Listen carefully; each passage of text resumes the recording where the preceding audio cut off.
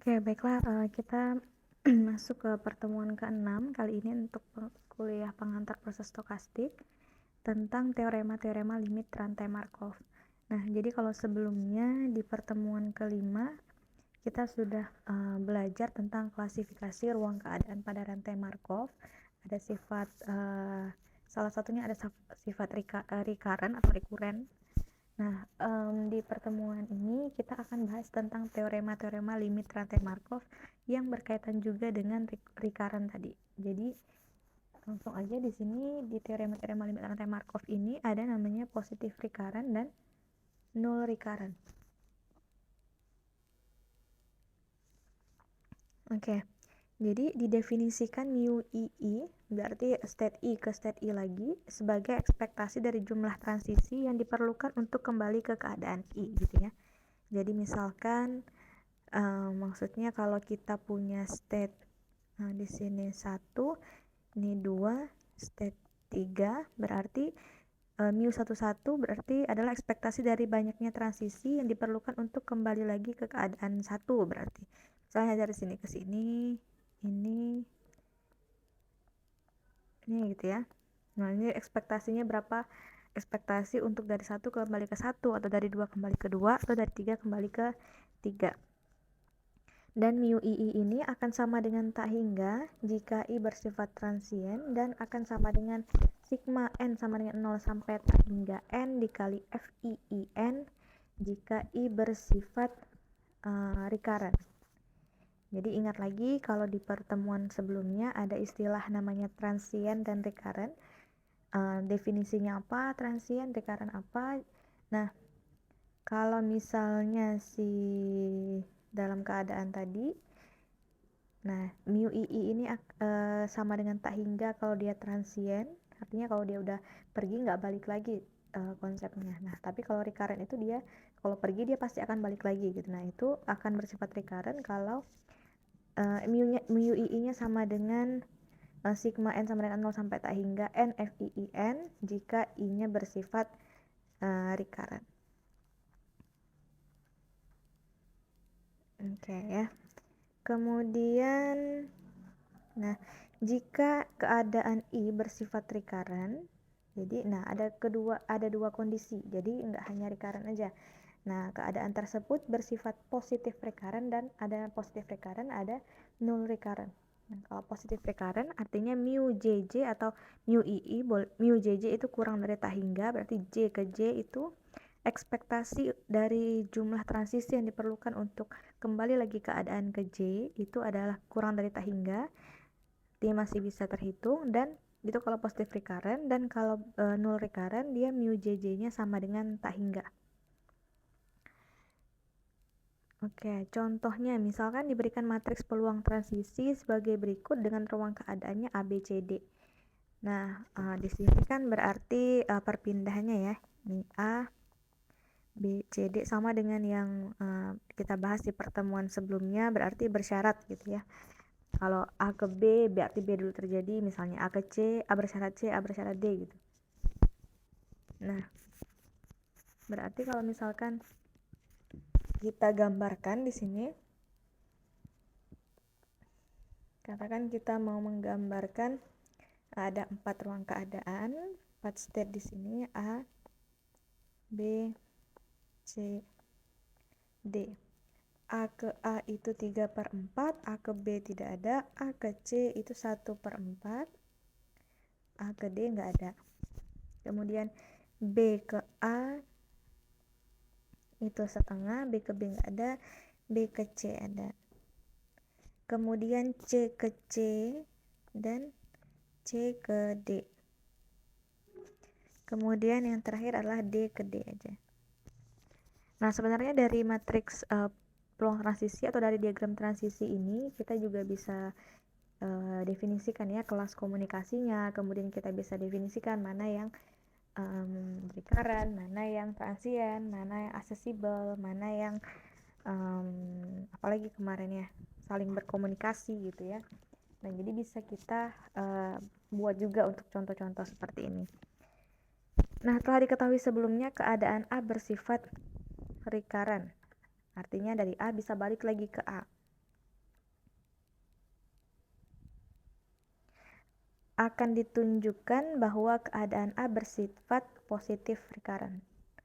Nah, sekarang kita mau menunjukkan bahwa A ini positif recurrent. Gimana caranya? Positif recurrent itu kalau mu JJ-nya itu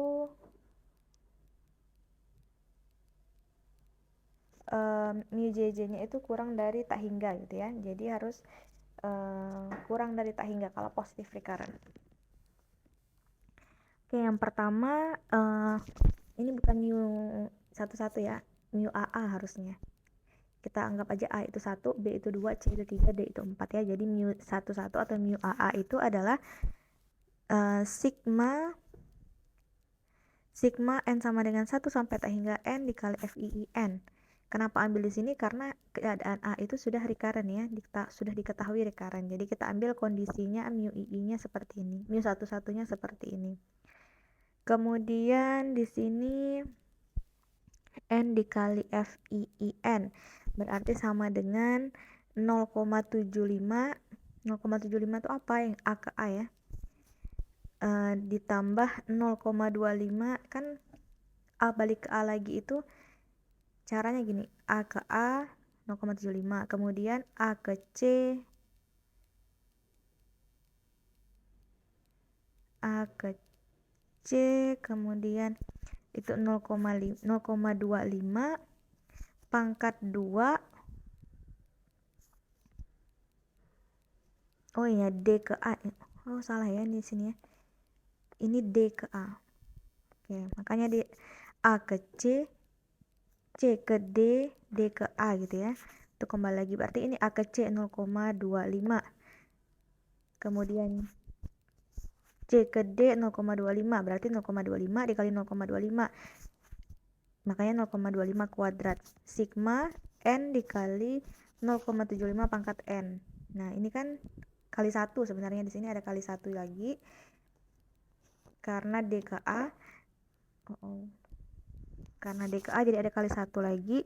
Dan kemudian kenapa sigma N dikali 0,75 pangkat N? Karena katakan ya kita buat tadi kondisinya.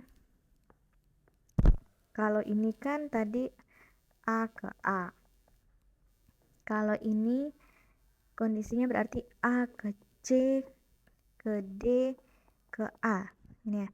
A ke C itu 0,25, C ke D 0,25, D ke A ini 1. Nah, itu untuk kembali ke A, cara pertama. Cara kedua sama juga, A ke C, D ke A, A ke A. Ini kan 1 gitu ya. A ke A itu adalah A ke A itu 0,75. Cara ketiga misalnya nanti ini ke A lagi, ini 0,75 sampai tak hingga cara dia tetap bisa balik lagi A ke A-nya. Jadi makanya di sini sigma N sama dengan 0 sampai tak hingga N dikali 0,75 pangkat N. Karena ini akan sebanyak N, sebanyak tak hingga juga nanti. Nah, makanya kita dapat mu 11-nya adalah 0,75 dapatnya dari A ke A ditambah 0,25 kuadrat karena A ke C, C ke A, C ke D dan dikali 1 D ke A, kemudian ini adalah untuk looping yang si A-nya tadi.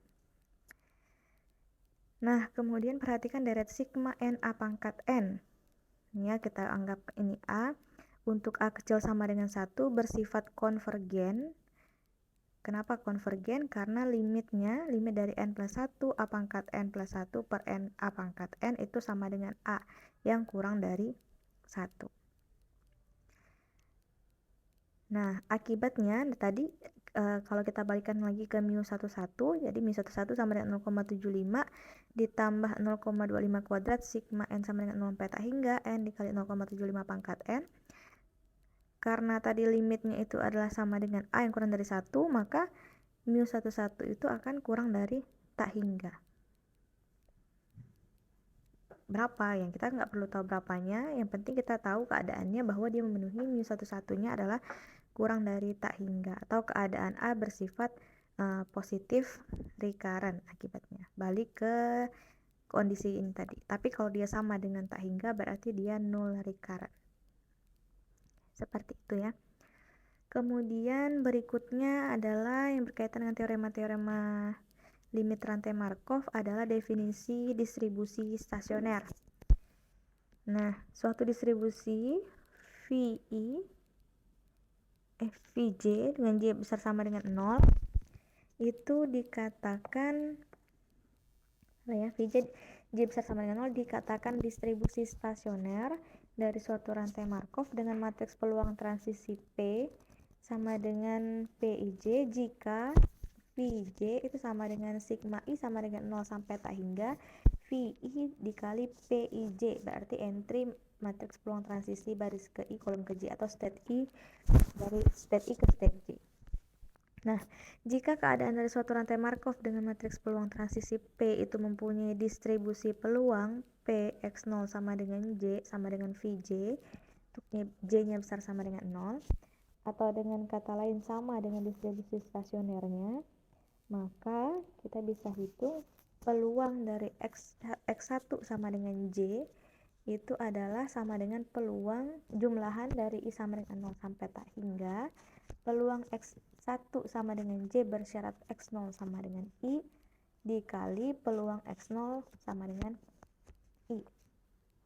Ini sebenarnya pakai seperti mirip konsep peluang bersyarat ya. Nah, persamaan ini, baris pertama ini akan sama dengan sigma I sama dengan 0 sampai tak hingga VII PIJ. Dan nanti akibatnya akan sama dengan VJ. Gitu ya, sesuai dengan definisi tadi. Secara induksi nanti dapat diperoleh untuk peluang Xn sama dengan J itu sama dengan sigma I sama dengan 0 sampai tak hingga peluang Xn sama dengan J bersyarat Xn-1 sama dengan I. Tadi ya kalau ini 1, ini bersyarat 0, berarti Xn bersyarat Xn-1 sama dengan I dikali peluang Xn-1 sama dengan I. Ini sama dengan tadi ketika N-nya sama dengan 1. Kemudian ini akibatnya akan sama dengan VII dikali PIJ juga dan sama dengan VJ. Jadi, jika distribusi peluang dari keadaan awal suatu rantai Markov adalah sama dengan distribusi stasionernya, ini distribusi peluang sama dengan distribusi stasionernya, maka Xn akan mempunyai distribusi peluang yang sama juga untuk semua N. Berarti X1, X2, X3 sampai Xn juga memiliki distribusi peluang yang sama. Contohnya adalah misalkan suatu rantai Markov Xn dengan N sama dengan 0, 1, 2 sampai seterusnya itu mempunyai ruang keadaan 0, 1. Jadi ruang keadaannya hanya 2, 0, 1. Dengan matriks peluang transisinya adalah peluangnya 1/4, 3/4, 3/4, 1/4. Nah, maka tentukan distribusi stasioner dari rantai Markov tersebut. Oke, yang pertama misalkan V0, V1 itu adalah vektor dari distribusi stasioner dari rantai Markov.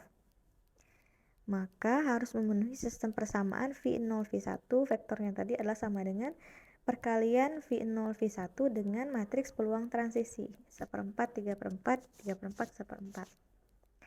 Nah, sistem persamaan ini mempunyai solusi yaitu V0, V1 sama dengan A, A. Dengan A-nya itu adalah bilangan real sembarang. Nah, kondisi ini yang memenuhi persamaan tersebut adalah ketika A-nya sama dengan setengah.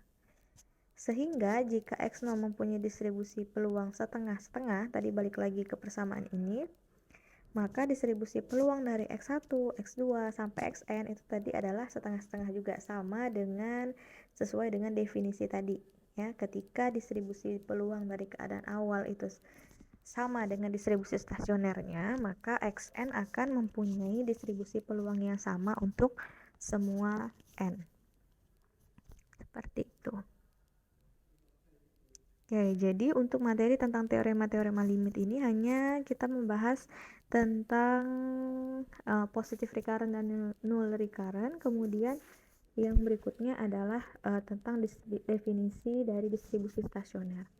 Nah, silakan bisa dipelajari, dicari dengan contoh-contoh realnya tentang rantai Markov supaya bisa dihitung nanti pertama pastinya bisa dikategorikan kelas komunikasinya, kemudian dikategorikan mana keadaan yang recurrent, transient, accessible, dan sebagainya yang sudah dipelajari di pertemuan sebelumnya. Ini ya, communicate, aperiodic, irreducible, absorbing gitu. Kemudian pastinya bisa kita hitung juga nanti matriks peluang transisinya. Setelah itu dengan teorema limit tadi, teorema limit rantai Markov, kita bisa kategorikan kalau ada yang recurrent apakah dia masuk ke positif recurrent atau null recurrent. Dan tentunya yang terakhir tadi sampai yang sudah kita pelajari, kita bisa menentukan distribusi stasioner dari keadaan tersebut. Oke, mungkin silahkan dipelajari lagi. Jika ada yang ingin tanyakan, silahkan didiskusikan. Terima kasih.